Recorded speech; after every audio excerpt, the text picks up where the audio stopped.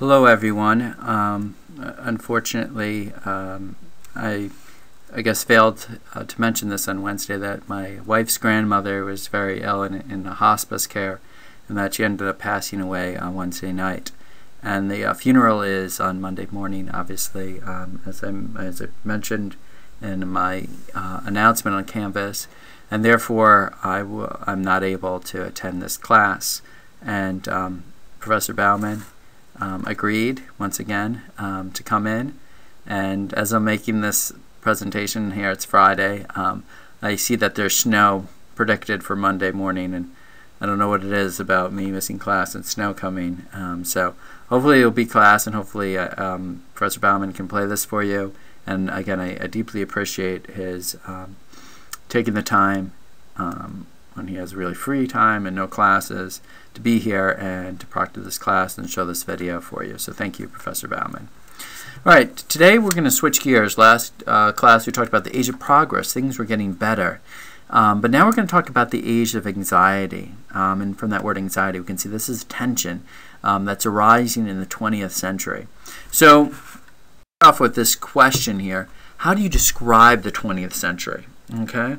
When we talked about this last class, I asked you, how do you think of the 20th century? What are the key events that that jump out? And a lot of people mentioned the world wars, the Cold War, and genocides and so forth. So you could describe the short 20th century, if you remember, from World War I all the way to the fall of the Berlin War, as a series of wars and kind of a dark period in human history. Again, who do you think of when we think of the 20th century as some of the key figures? You think of like Stalin and Hitler. It's just a lot of totalitarian regimes, a lot of destruction, a lot of war. And so now I'm going to talk about the beginning of the short 20th century. And first, the mental shift, the people that look forward and said, maybe humans aren't on this constant line of progress. Maybe we're not getting better. Maybe there's some anxiety in the modern period. And so I'm going to first look at it intellectually, and then the next couple of weeks we're going to deal with all that war, death, and destruction. Okay? So we'll look a little bit at the new science and how that led to some of the tension. We'll look at some of the intellectual movements. We'll look at religion and morality very briefly, and then we'll end with modern art. Okay. So we talked a lot about modernity. Okay? And now we're going to kind of talk about the postmodern. And these words confused me for the longest time. I saw them in books. I'm like, modern, postmodern. What the heck does that mean? First of all, it's pretty silly to name a period modern, because modern implies it's contemporary, right? But what happens when that modern period passes and you're a new one? You're in the postmodern period. And now the postmodern period is coming to the end, so it could be a neo-postmodern period. So this is let's just start off. This is a bad name. And when some of the moderns in the past, that's really confusing. When you have something after modern, that's really confusing as well. Maybe you can come up with a new name. We'll start a trend. We'll start tweeting about it. We'll come up with a new name for the 19th century instead of the modern history. We can come up with something else. So I'll start spreading it. So that's competition. Come up with it for homework. All right, so what does modern mean? This means after the two revolutions, the French Revolution, the Industrial Revolution. It's kind of the period that comes out of the Enlightenment, modernity. A lot of emphasis on progress and on reason and technology and so forth. Postmodern has kind of its roots in the Romantic era. Remember, the Romantics kind of disliked the Enlightenment, and this kind of emphasizes like disorder and rather than progress, pessimistic rather than optimistic, and skeptical instead of having this kind of belief in progress. And so there's like, the 19th century was kind of dominated by this modernity and the modern mindset. The 20th century is really the postmodern. There's chaos, confusion, and, the first one, modern, change is good, and the postmodern change can lead to actually disorder and kind of crumbling of, the past and the traditions. Now this is very confusing because obviously the word is bad, but also because in different disciplines they use the word differently. So I'm going to use modern as kind of referring to the stuff that comes out of the Industrial Revolution and has order and progress, and postmodern to kind of the chaotic. But with art, modern art really should be called postmodern art to be consistent. So for example, in art, it's kind of they're using it in the reverse. So it's actually quite confusing to say the least. All right, science. Science was the bedrock of the Enlightenment, right? You have the scientific revolution, then the Enlightenment. Science is the bedrock of modernity. Science and technology, as you mentioned last class, that's undeniable that there's progress. And it's science and scientists that push this belief that there is constant progress. So you can look at some of the famous scientists like Isaac Newton, who kind of rethought physics. And he said there's order in society. He came up with a couple laws, 3 laws, okay, of motion. And they describe everything. They describe the stars. They describe the earth. They describe you throwing a ball. It's very simple. It's universal. And a lot of Enlightenment figures looking at Newton said, hey, God created the world. They were still theists. And he just created a clock. And he wound it up. And it's just unwinding according to the laws of physics.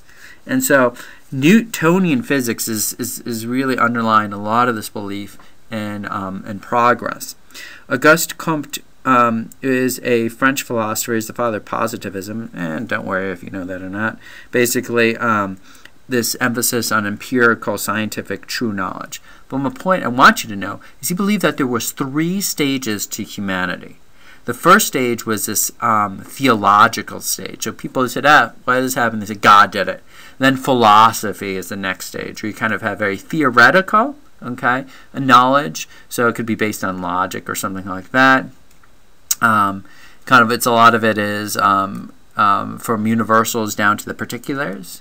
And then you have the third era, the scientific, when you base things on scientific knowledge, which is observations and the making of the universals from that. And he said, what's the greatest age? It's not when we use God to explain things. It's not when we use philosophy to explain things. It's when we use science. It's a scientific age is going to lead humanity into the future. So there's a constant progress. Karl Marx, a scientific socialist, not a utopian, scientific. He believed that humanity was also progressing. Remember, there's different stages to humanity. First, we were hunters and gatherers, and we were farmers, then we're industrialists, and then we're socialists, and then we're communists. He's like, there's going to be this workers' paradise without any classes, and it's going to be an era without class conflict. And so he believed that humanity also, through science, okay, was going to be moving towards more and more perfect reality. Okay? What the heck happened in the 20th century? Well, all these 18th and 19th century scientists were superseded by these new scientists that actually brought in a lot of uncertainty. First, Albert Einstein. What's his famous theory? A theory of relativity. And I'd ask you, what is the theory of relativity? And you're probably like, I don't know. And I don't know either. There's only a couple of people in the world that know, right? But that's a key word, relativity. What does relativity mean? It means that time, space, okay, are relative to the observer. When I'm looking at you, I'm actually looking back in time because the light reflecting off of you takes time to travel to my eye. It's only a fraction of a moment in a room. But if you look at the sun, that's 8 minutes ago. If you look at a star, that could be thousands of years ago, tens of thousands, 100,000 years ago. You're looking in the back. So time is relative to the observer. What you're seeing happened way, way, way in the past when you look at the stars. Right? If you drop a ball on a train, it goes straight down.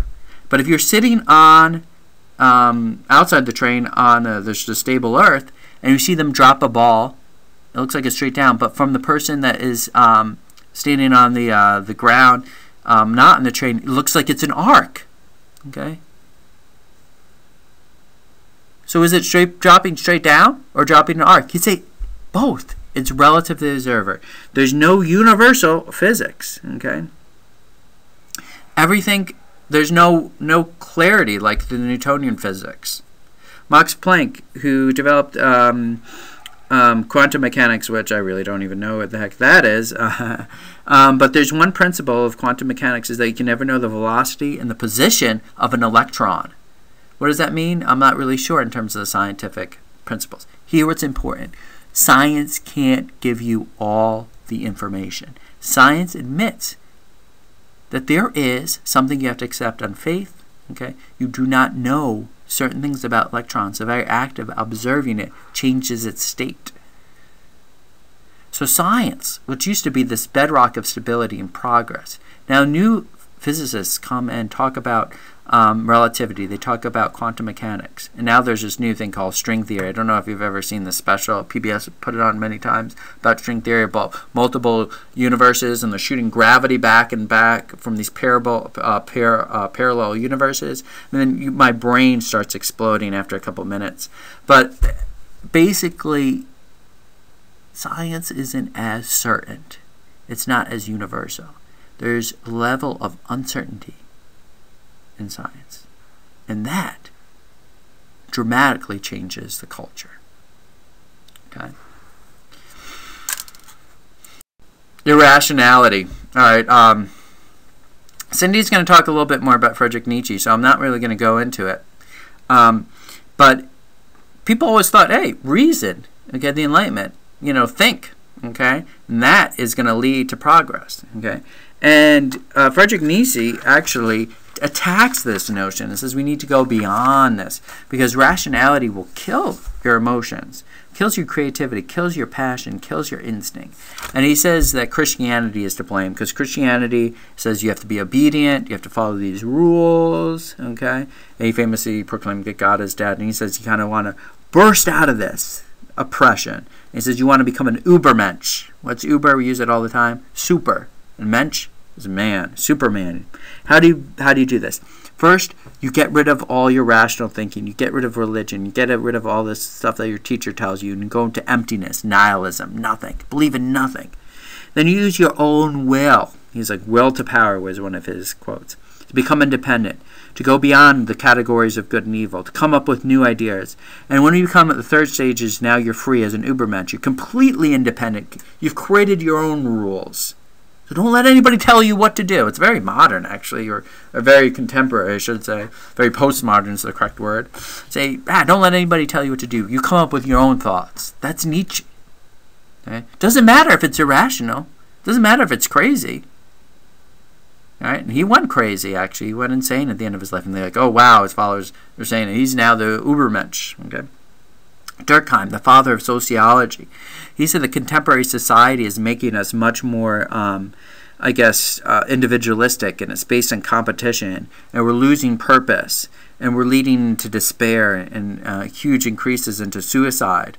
And so modern society, with its pressure, okay, and its de-emphasis of human connections and more emphasis on practicality and rationality rather than emotions, is making us despair and become suicidal. Okay, the anthropologists, people that study different civilizations, they went to different tribes that hadn't contacted the modern world, and they said, hey, they have a different idea of rationality.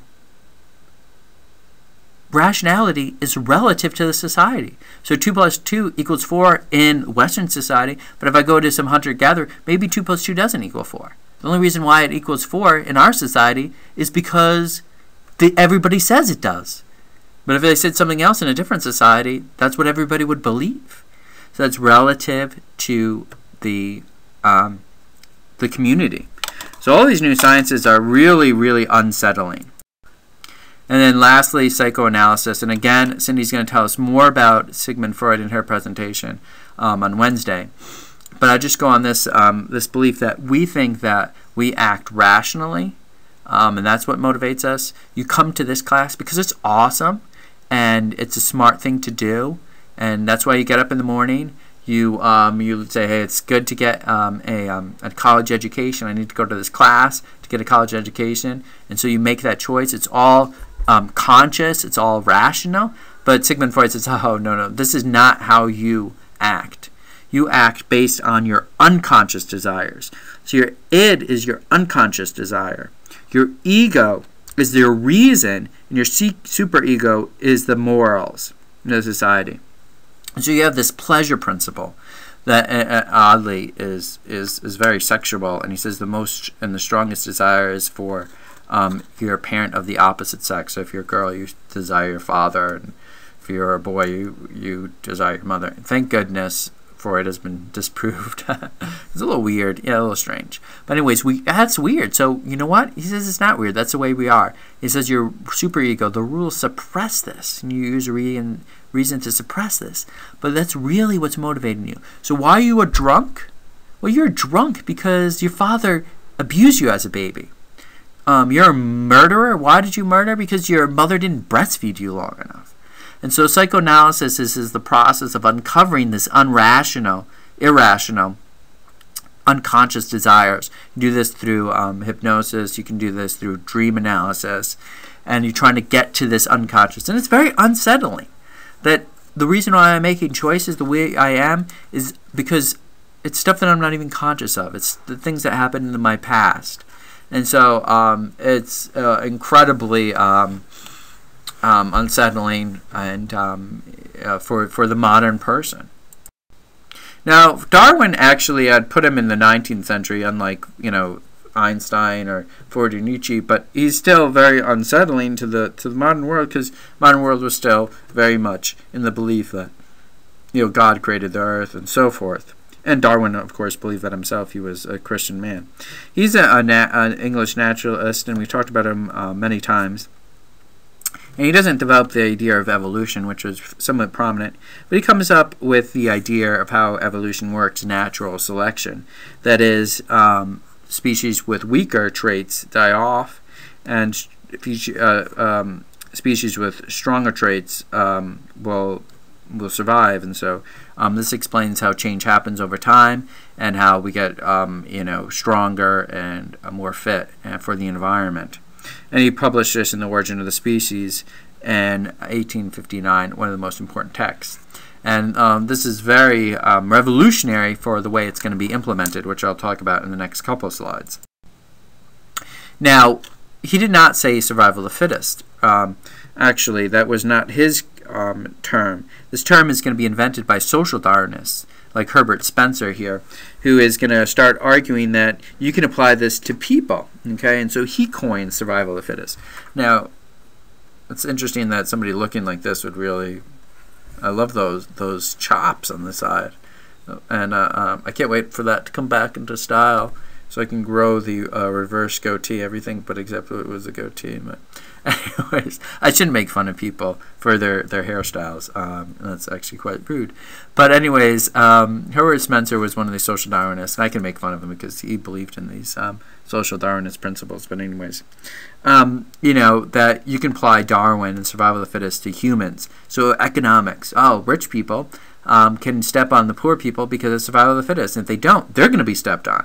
And to international politics. Hey, our country needs to be strong and take over the other countries, like Russia today. We need to take over Crimea. Because if we don't, we're going to be weak. We need to be strong and take over the weak. Race. Okay, so our race is superior. Our race needs to take over the other weaker races.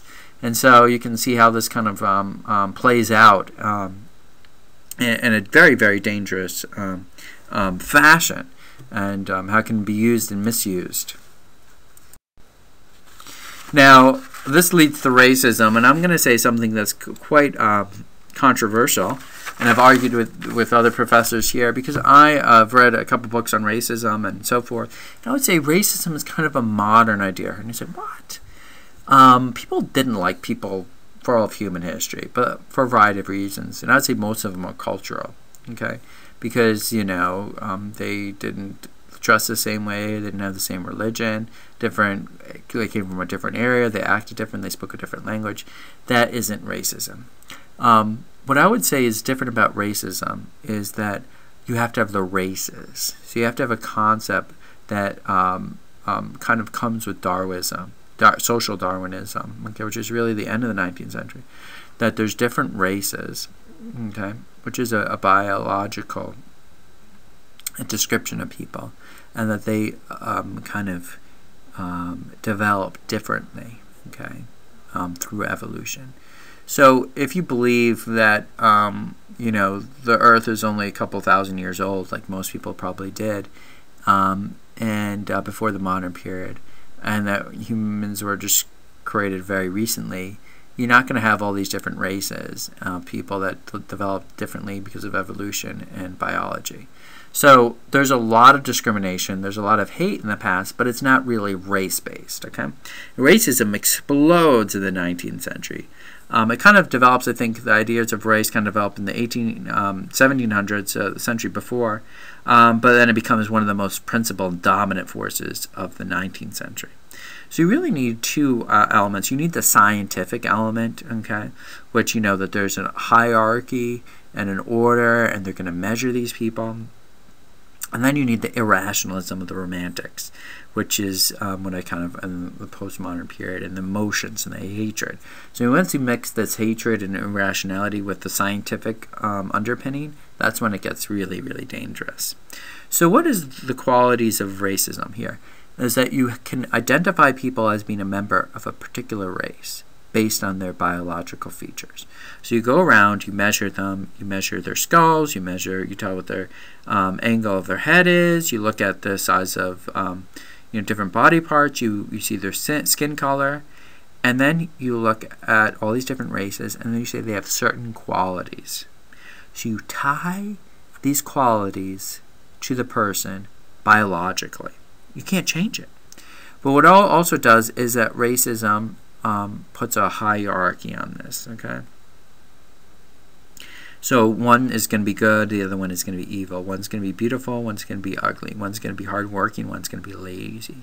So this is related to a chain of being. So there's going to be a chain of races, some on top and some on bottom, okay?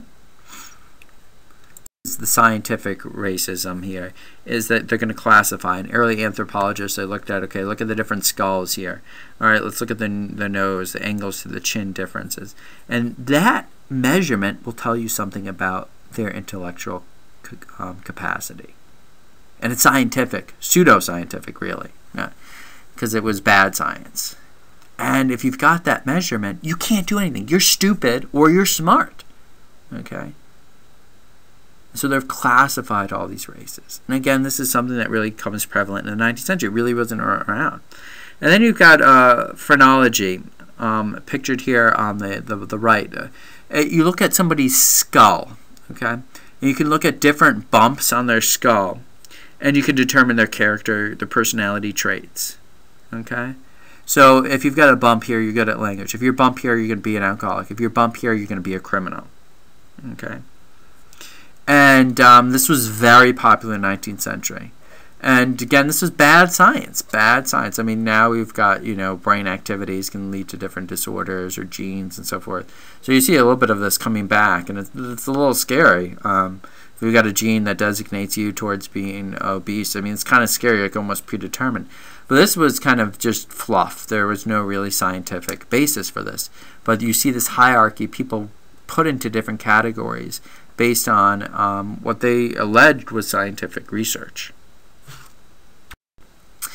So another part of this age of anxiety is that religion historically has provided some level of continuity and tradition, but now with these new thoughts, especially Darwinism, you've got secularization, and so this is it's kind of unsettling. In modernity, you have this clash of religion and secularism, which adds to the kind of the anxiety of the time period.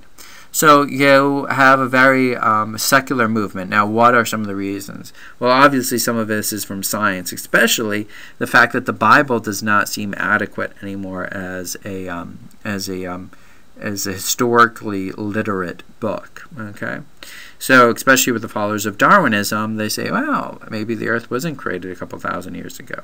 Maybe it was millions of years old. Okay, so there's a problem with the dates in the Bible. There's a problem with Adam and Eve, and science provides a new explanation or a different explanation. So there's this clash between science and religion. Urbanization. This is another, as people move away from the traditional farming community that's centered around the parish church and going to church every Sunday as a community. Now people go to the cities, and the cities, well, there's no churches, there's no family, there's no obligation to go to church anymore. And so if you look in the urban areas, in the working class, they kind of take up Marxism, which is heavily secular, and so they kind of, fall away from religion. And then, this is a very important point that actually relates somewhat today, is that the conservatives, who were the monarchists, the royalists, were closely associated with religion. And you're going to see there's more and more disdain through the 1900s with the monarchs. And the religious leaders are hanging out, and it's a marriage of convenience with the conservative monarchs. And so that dislike of the monarchy is going to lead to dislike of the church. Okay, And you're also going to see this in the 20th century as the fascists, as opposed to the socialists, were more religious, and so the religious leaders were hanging out with the fascists, and that's going to reflect very, very bad. And so it was a marriage of convenience, but it turned out very, very bad for religious leaders. So what's going to happen is you're going to see more and more separation of church and state, as that religion is not going to be eliminated, but it's going to become much more a private affair. It's not going to be directed by the state. And so the public sphere, which is the sphere of laws, government, and education, are going to be more and more secular starting in the early 20th century and moving forward. So the Victorian morality, we talked a little bit about the modern family that was very respectable. They were very hesitant to talk about sexuality in public. You know, they banned the word stomach, okay, because they thought that was not appropriate. Piano legs, they made covers for it, okay, so that nobody would see these naked piano legs. Sex was not talked about publicly, okay. The master bedroom was a private room where you're not supposed to go in. Previously, everybody in the family was in one room, so I don't know how that all worked out for privacy, but you know, the Victorians are kind of synonymous with this hostility towards open sexuality. You can see the bathing outfits here in this picture are pretty different than a modern day bikini, okay? Even though that dress is a little scandalous, that lady changing. But there'd be separate swimming areas for women and men, much more clothing, changing rooms, as you can see here. So the attitude is that nobody really talked about it in public, okay? Now, the reality is that the Victorians were no different than you and I or the modern period, okay? So that the actual conduct was very different from what people actually talked. So the Victorians didn't act differently, they just talked differently, especially the middle class and upper class. The affairs were very common in the upper class, okay? Prostitution in London and Paris was really widespread, much more so than today. And you had the beginning of some primitive forms of birth control, primitive condoms, diaphragms, abortions done illegally, and so it was there, but again, nobody really talked about it. There was a declining birth weight because people were getting married later in the middle class, and we talked a little bit about this. Children were very expensive in the modern family, so it was more done for economic reasons than, you know, I'd say sexual revolution like in the 1960s. And so there were some nationalists that were very pro-natal that wanted more babies, for bigger armies and stronger countries. But turning, I guess the turning around, or the turning point was in the early 20th century. I began to see that more people were challenging the traditional views, and you've got people like Freud who are talking about sexuality in the open. So you can see that there is a huge shift from the Victorians to the modern era in the 20th century in the way they address these issues. The anxiety also was leading to a spike in alcoholism and it's obviously the misuse. So the modern life was very stressful.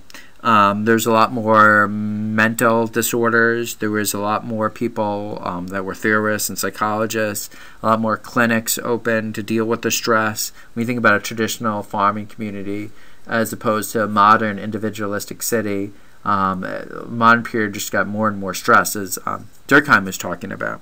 A lot of people turn to alcohol, but this only perpetuates the problem. So you see a big spike in alcohol abuse in the late 1800s, early 1900s. You see a lot of women, a lot of evangelicals, Protestants starting to go towards the temperance movement. And this was true in the United States and in England, and particularly in the South of the United States, where people start outlawing the sale of alcohol. And can you believe it? In the early part of the 20th century, alcohol was actually outlawed. It's hard to imagine, but yes, that was the case. So you can see the tree of temperance that grows with all these different virtues, and the tree of intemperance of alcohol that is dying and disorder and ruins the country. Now, also tied into this, because this isn't really a lecture about politics, is that this irrationality is also leading to changes in politics. So you've got this quote here about liberalism. Remember, liberalism is kind of this classical liberalism of freedom and equality, and it says we can wait, knowledge liberates, knowledge brings freedom. So they're going to be having debates, they're going to have rational discussions, they're going to come together and reach some type of resolution. And this was kind of the view of politics, liberal politics, the middle class politics of the 19th century. Okay, and then you've got the movement towards mass universal male suffrage. Everybody can vote. So it used to be just educated middle class people could vote, and this is classical liberalism. Let's debate. Let's come up to rational conclusions. And then you've got the politics of fantasy. Politics is magic. He who knows how to summon the forces from the deep, him they follow. So this is talking about a demagogue. So it doesn't matter what you say, if it's true or false, if you're a demagogue. You just have to be a great speaker. And so you have, after this universal suffrage, you have the rise of these great mass political parties that stir up the angst of the masses and get them to vote using fear.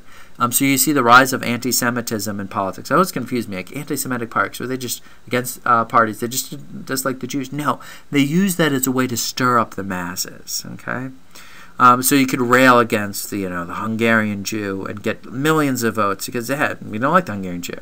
Is the Hungarian Jew doing anything to you? No, but I like hearing that. So that's what it's all about. It's about just convincing people through your eloquent speeches and getting them to follow you in that way. So this is, again, very different from the postmodern politics. Is very different from the modern politics. Okay, so we talked a lot about this age of anxiety in science, and particularly in physics and in sociology. We talked about irrationality with Freud and Nietzsche. We talked about how Darwinism kind of not directly but indirectly brought increased racism and the decline of religion and secularization, which just a lot of uncertainty, a lot of anxiety. Now I'm going to use this example of art, okay, as kind of a reflection of this. So, what is the aim of art? And typically I spend a couple of minutes here talking with the class about what the aim of art is. And obviously if I'm doing a presentation, I can't do that. Why do we decorate our rooms? Okay. Why don't we just have white walls like beautiful CL building, Howard Community College? It's just all white. No, we decorate it. Why are you wearing your clothes that you wear? Why? Okay.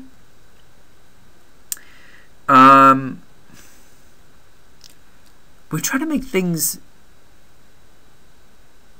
individualistic. Okay. Is there a best outfit? I think my outfit's the best. I think I actually look the best. Actually, my shirt and my tie, short ties, nice pair of slacks. That's vastly superior to your jeans and your t-shirt. No, just kidding. Everybody kind of expresses themselves through art, right?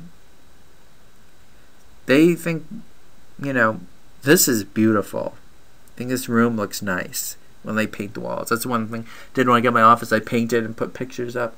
I wanted to express myself. I wanted to something that I thought was beautiful. Now, here's the question is, if the aim of art is to make something kind of beautiful, to express your inner beauty, to kind of so forth, is beauty a universal? Okay. Or is it relative? Can we say that my style of clothes is universally better than your clothes?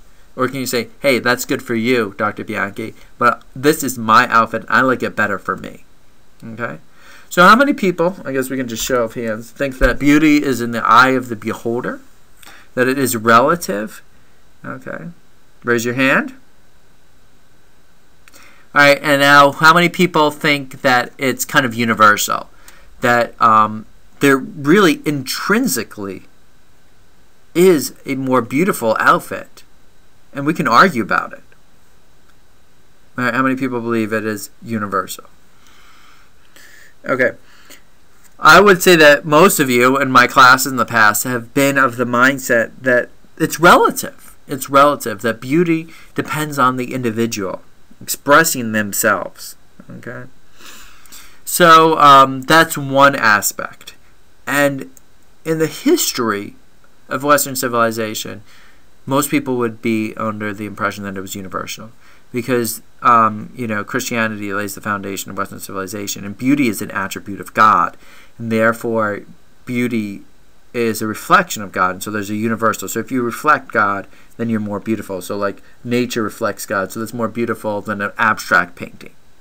So that's the traditional view. But in the 20th century and the 21st century, you're all postmodernists, I would imagine, saying that it's relative. So it's a very different. That's one aspect. The other aspect is shock culture. So there's an emphasis to make something, truly beautiful, or kind of universally beautiful. There's been a lot of emphasis in art to be new, All right. So there's no real clear purpose that you're trying to paint pictures to please God, for example. But the purpose more is to be shocking, to be something new. So, when Pollock starts throwing paint around, he created something new. It was shocking. It was revolutionary. He was seen as an artistic genius. Now, 20 years later, 30 years, actually 50 years later, I start splashing, paint around. They're like, that's already been done. I'm like, yeah, I'm doing the same thing he's doing. They're like, nope. So, there's all these funny examples. There's like one person that had it was called like a dirty bowl. They had like a bowl with dirt all around it, and it was in an art museum. And one of the housekeeping people cleaned the bowl, and it was worth several $100,000. This work of art, supposedly, and the person cleaned it up. But you can't be the second person to do a dirty bowl and sell it for $100,000. You got to be the first person. So this is my question with modern art, I would see these paintings that's like blue. It's just blue canvas. It's like, well, I could do that. But you can't be the second person to sell a blue canvas. You got to be the first person. You got to be shocking. You got to be new. So you got to think of something creative. Well, I'm going to think of something crazy and sell it for a couple $100,000. How's that economics, Professor Bauman? So art, in the 19th century, there's this level of realism, or I shouldn't really say 19. This is very, very oversimplification here. But historically, there was this emphasis to duplicate nature, to make something realistic. Okay, so the neoclassics paintings in the 19th century, some of them reflected Greek and Roman art, like this one depicted here. And there's a realism, an everyday, real life, realistic quality to some of this work. Okay, some of the romantic paintings that I put up in the 19th century, they're idealized, but there's a level of realism there. The 20th century, you have the birth of the camera at the end of the 19th century. The camera kind of gives you a perfect glimpse of reality, kind of makes that obsolete. So the artists, they're supposed to make it individualistic, right, to express themselves. So there's a lot more emphasis on creativity, expressionism, and tapping into the unconsciousness that Freud famously talked about. Okay, so here let's look at some of these century art movements here: Impressionism, Fauvism, Expressionism, Cubism, and abstract art. Okay, I'll put examples. All right, here's some examples of Impressionism and Fauvism. Impressionism is kind of coming out of the ethic of the realist movement. Okay, so they use a lot of light, and they try to capture this light and the shadows very well. But what's interesting here is that the brush strokes are very wide. It looks almost blurry, doesn't it? So there's a step away from the realism.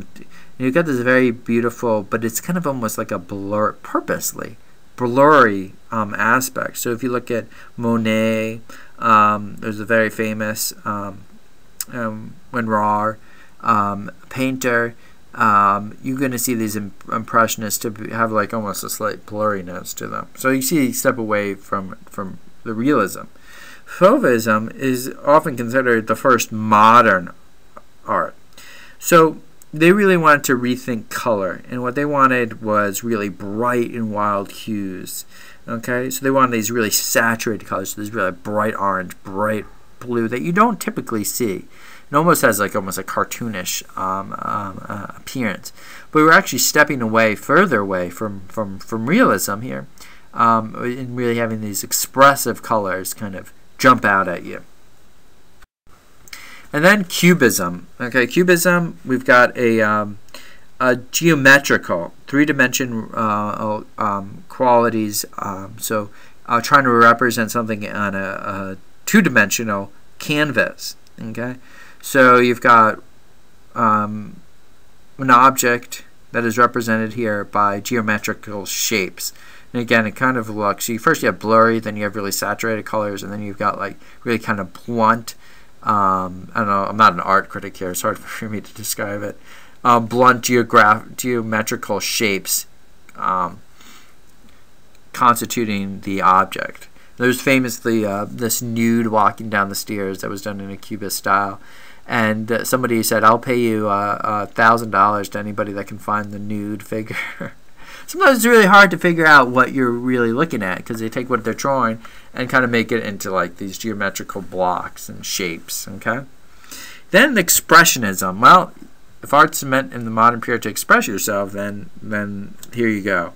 So they're really kind of concerned with evoking some type of emotion. So this is the scream, and the objective of the art is not to be realistic. It's not to reflect nature. It's really to express an inner emotion. So you feel the tension, feel the individual, their pain in this artwork. And then finally, the culmination of this is abstract art. Like, what is that? I don't know. It's different for everybody. I'm not really sure what it is. It's completely detached from reality. Okay. So that's the natural endpoint. Okay. So let's move on to how modern art or modern mentality or postmodern mentality really influences music. So first we go from classic to romantic, and romantics we play on the emotions. Wagner, we already talked about him. His operas, Prefigures, modern music, and it's very emotional.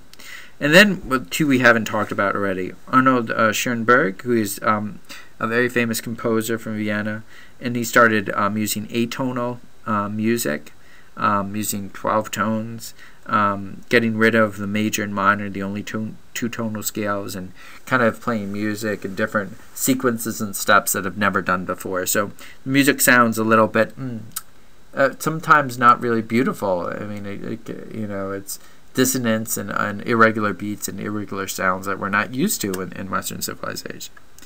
Now Stravinsky, he composed ballets, and I'm going to talk a little bit about his ballet Rites of Spring, which is seen as one of the most important works in modern music, and you'll be familiar with it.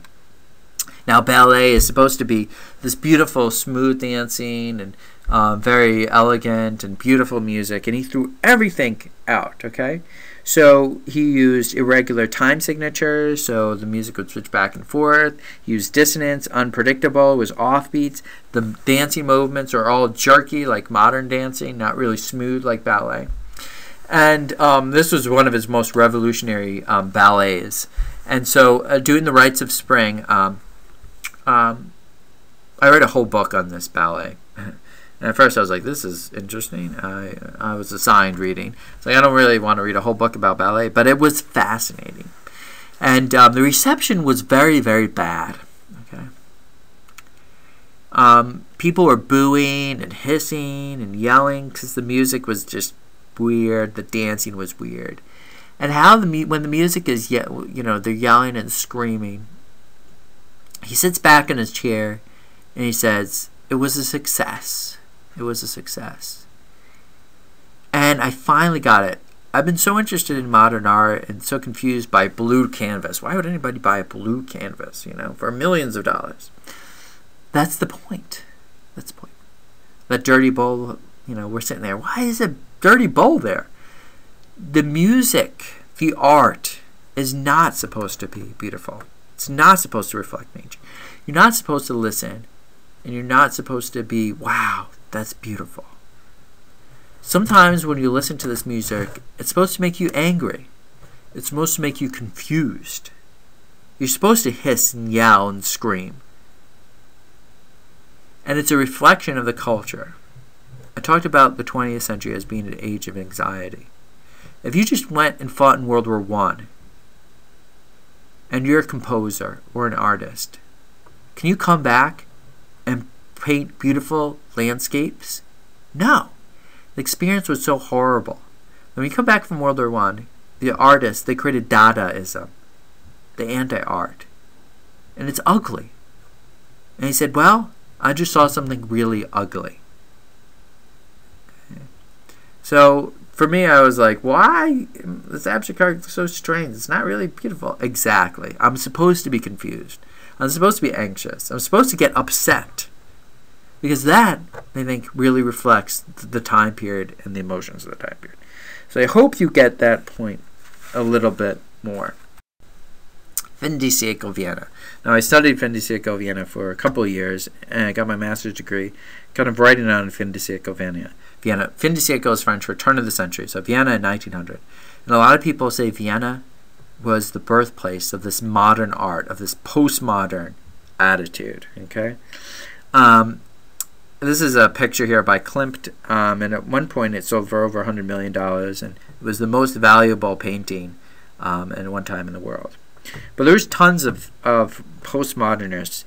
Arthur Schnitzel, who wrote plays using the psychology of Freud, Hofmannsthal, another famous writer, Reinhardt was a theoretical director, Gustav Mahler and Schoenberg, who I talked about, were famous composers, Kotzka and Klimt and Schiele were artists, Freud was a psychologist. If you look at architecture, the modern architecture, the plain industrial buildings, it comes from 19th century Vienna. Here's the crazy thing, is that all of these famous people were Jews. The vast majority were Jews. Vienna had a huge Jewish population. So why is that? Austria was also the birthplace of anti-Semitism. The first anti-Semite mayor elected in Europe was the mayor of Vienna. And Jews were pushed out. And so they were the first person to experience this anxiety, this tension. And how did they revolt? Well, they couldn't do it in business. They couldn't do it in politics. They had to do it in art. So they started experiencing with modernity in art, in architecture, in psychology, in plays, and in music. It was a protest, a cultural protest. And later, as all society begins to feel this anxiety, they shift into this kind of postmodern mentality. So Vienna, around 1900, was just exploding with modernist ideas. And also, fin de siècle, Paris was the other city that was really, they call it the beautiful era, that was really bursting with creativity. Napoleon III created a new city. It was a beautiful new city. It was somewhat an era of prosperity, and it was a creative capital of the world. The Impressionists, the Fauvists, are all painting in Paris. Picasso was in Paris. And so not as quite as revolutionary as Vienna, but also a cultural capital. Now, here is a very, very important point. Postmodernism was constructed before World War I. All these people I talked about, for the most part, were writing before or working before World War I in the early 1900s. Okay, so postmodernism was constructed. So you had the beginning of Expressionism. Before World War I, you had the Impressionists, you had Freud and Nietzsche, all working kind of before World War I. Okay, but they were outsiders. Okay. Just one example: the Expressionist painters in Germany that are considered, groundbreaking. Everybody knows their name that started art history. They did not sell one painting before World War II. Okay. The official culture, the art, the music, was dictated by the aristocrats and the monarchs in these countries, and they did not like postmodernism. Okay. After World War I, which is our next lecture, all next week, we're going to talk about World War I. Okay. It was a horrible war. It was a shocking war. It was harsh. And they said we're going to throw out the old, the Victorian, the liberal, the progressive ideas. We're going to throw them out. That is over. That's over. Okay, the old modernity that believed in progress and order is out.